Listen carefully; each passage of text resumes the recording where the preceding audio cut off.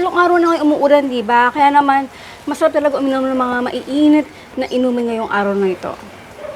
So, iko-combine lang natin itong instant coffee at Milo. Grabe ulan. Ano talaga?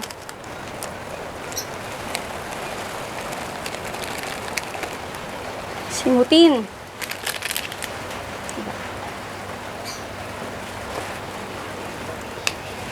So, ito gagamitin nating frother. Mas mapapadali talaga yung ating buhay sa mga ganitong klaseng inumin. Hot water. Konti lang. Aray! Ouch! Grabe. Sakit.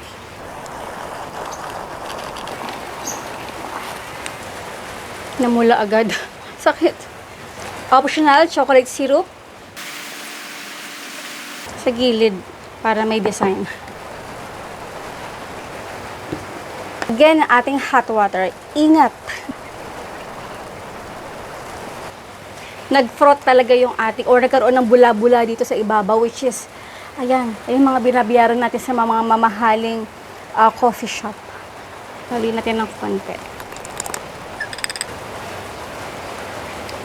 Wow!